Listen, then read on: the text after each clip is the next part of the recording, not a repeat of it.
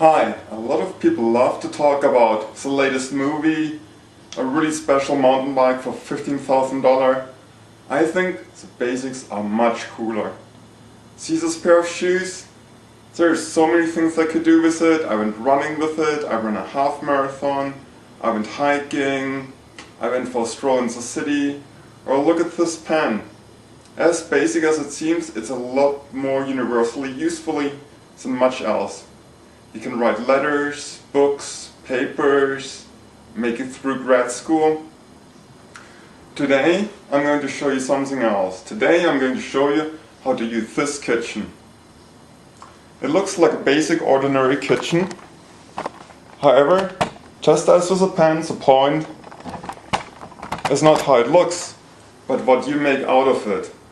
I'm going to make for the first time in my life shrimp pasta. And we're going to start with a fish fumet, which is a basic fish stock. And hopefully it'll be eatable at the end.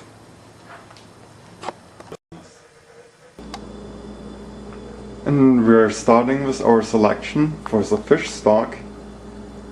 And over here we have a piece of sole fish. Normally you would want to use fish bones, but they didn't have those at the store. And then we add onions, celery, leek, mushrooms, and thyme.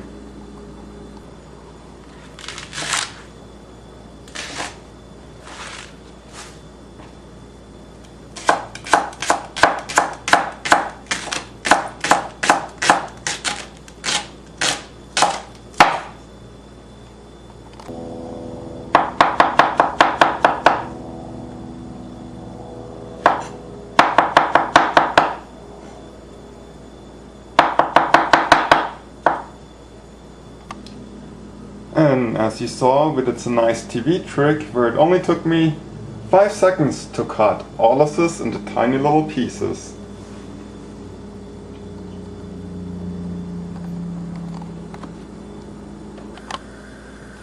Our next goal is to sweat the fish and the mirepoix. A guy in the grocery store tried to explain to me how to do it, and I was simply much too hungry to pay attention to him. So I hope whatever I'm doing right now means sweating it. I'm basically throwing all the ingredients into a pot with a little bit of oil. And I don't want to brown it, I just want to see if there's some liquid coming out.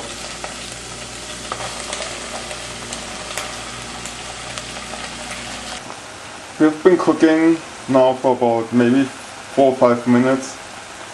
As you can see, there's a nice little drizzling sound of all the water that's evaporating. That's the juice that has been released from the fish and the vegetables. I've added also a bay leaf into it, some salt and pepper. And I'm going to let this cook for a little bit more before I'm going to add the water to make the stock. In the meantime, I'm going to prepare the cooking water for the pasta. Add some salt. Salt and water increases the cooking temperature to a point where the water becomes vapor, and so we can get the water and the pasta a little hotter. Olive oil creates a film on top, so it kind of keeps the heat in the water to make it even hotter. You know, usually water evaporates at a certain temperature. Now we've increased that point. And also the pasta will help to make the oil will help make the pasta less sticky.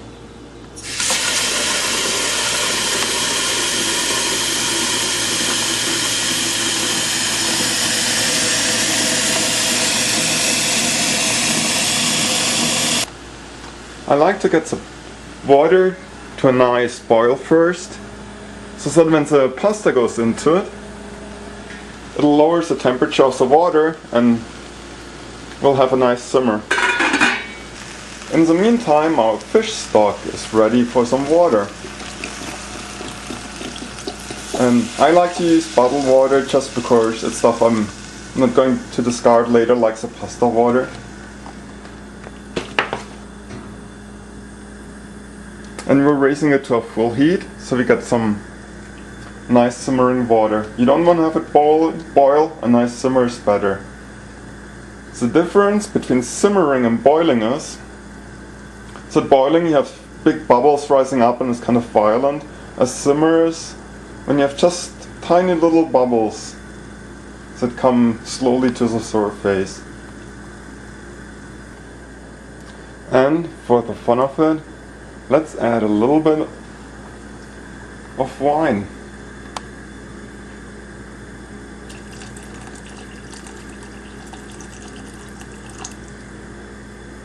I have a dry white wine here. Wine is a little bit tricky for me. I don't like to drink, so if I put too much wine into it, it'll overpower the flavor and I won't like it. But a little bit is just a nice little kick. Things are heating up over here. We have 2 pots in play and I'm about to get the next pot into play. We're going to make a sauce with heavy whipping cream, shallots, scallions, and the stocks that we are about to prepare. And for a nice extra, I have also some shrimps.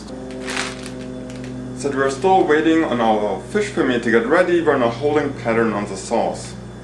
We have a little bit of time, so I want you to show what kind of pasta I like. I usually go to Whole Foods and I don't know if that's one brand I like to switch it up, but I always look for organic stuff. Let's take a look over here into the pasta pot. The little bubbles you see forming here and purling off are considered a simmer. So this is what we want to cook the pasta at. However, if we're going to put the pasta in now, it's like putting ice cubes into it. The water temperature will drop. So I like to get it to a boil first, so that I can then return the water temperature with the pasta to this nice simmer. To you, boiling water, drop in the pasta, like ice cubes, there's a little welling up, but then the boiling is gone, and we have a simmer. Now we want to lower the temperature, so that it stays at a simmer.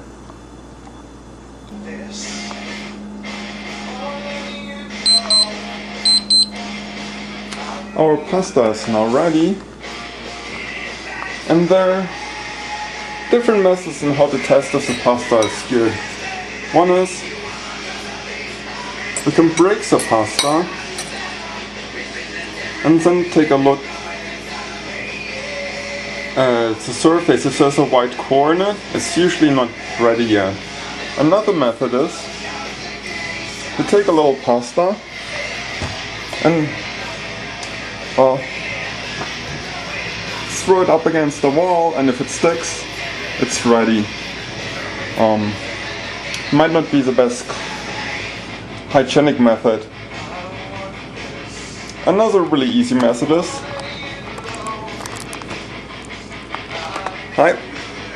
to simply bite into it. It's good to go.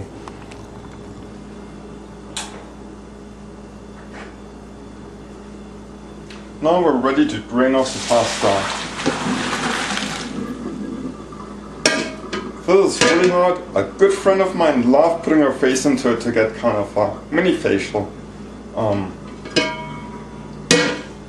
I like to rinse the pasta now in a little bit of cold water. It's not to make the pasta cold, it's to wash off the starch at the surface, which will make it less sticky later. And I like a clean noodle and not a big clump.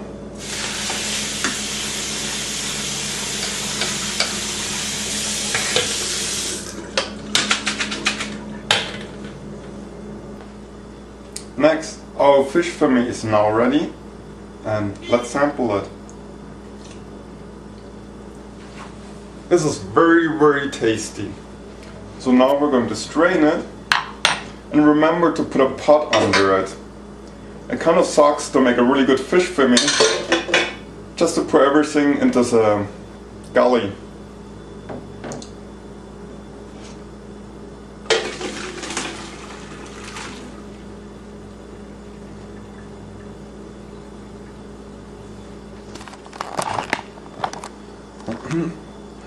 By the way, this is not a way to eat your veggies.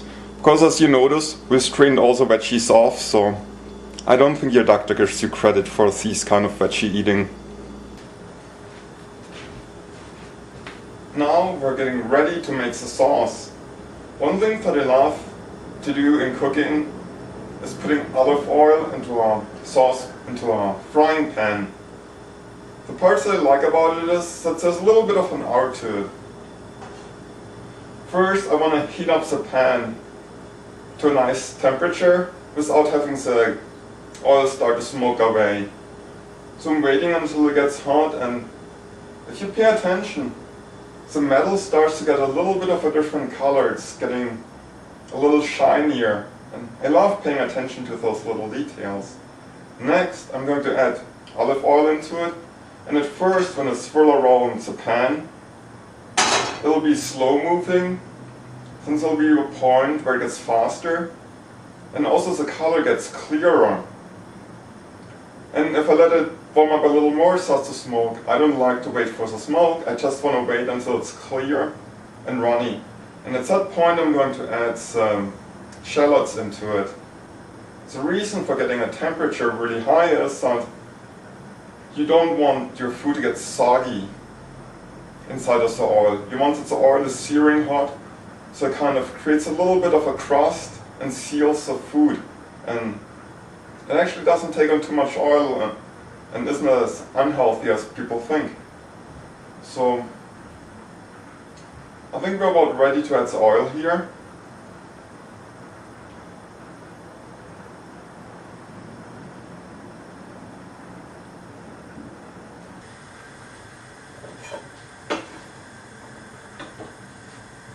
As you notice, the olive oil is pretty runny.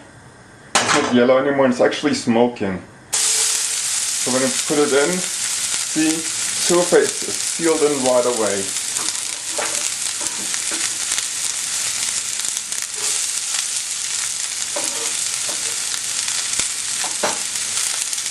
Another common cooking mistake that people make is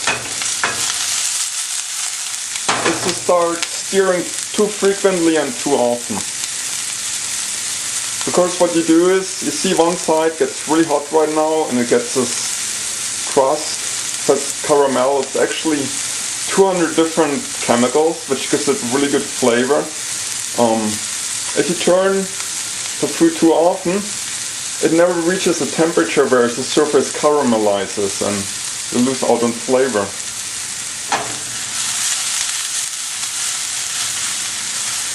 And see how the surface of the shallots has become nice and sweaty. I'm soon going to stir it up around a little bit, and then we're ready to continue the sauce. Notice how the shallots are right now nice and browning. The fascinating thing about onions is that you can cook them in so many different ways. You can get them just a little bit glassy, what we saw before.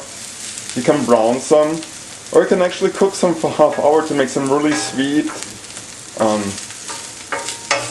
I love it when you can really play with food. You know, anybody can start with an onion, and it's so basic, but you can make so much different stuff out of it. Next, we're going to add in our fish fillet.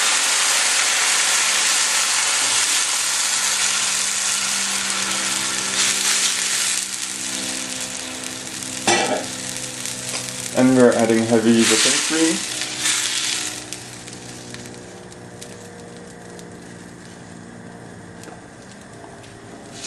And now, this mixture we're going to let reduce. Reducing means basically we're going to cook off some of the water until it becomes thicker.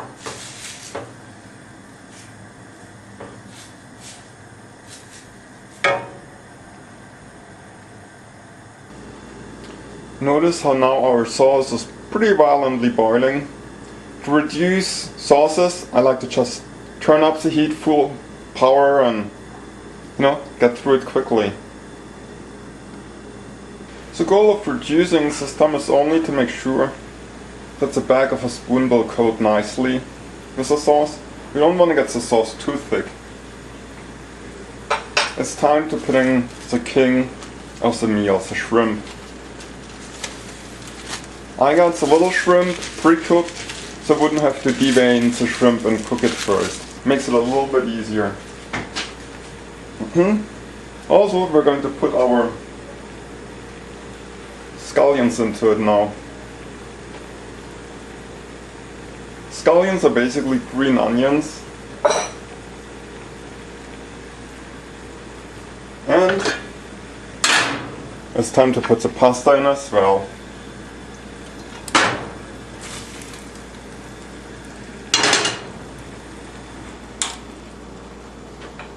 Now let's give all of this a nice stir to mix it together. And here's our finished dish.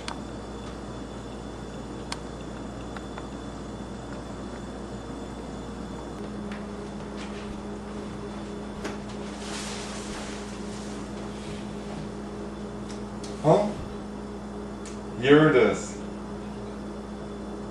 You know, I could have gone to a restaurant. Would have been a whole lot easier.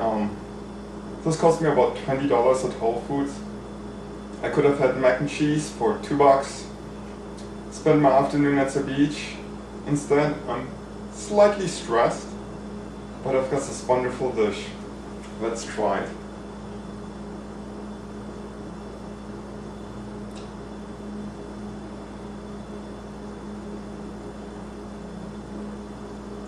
This is awesome. This makes all the effort so much worth it.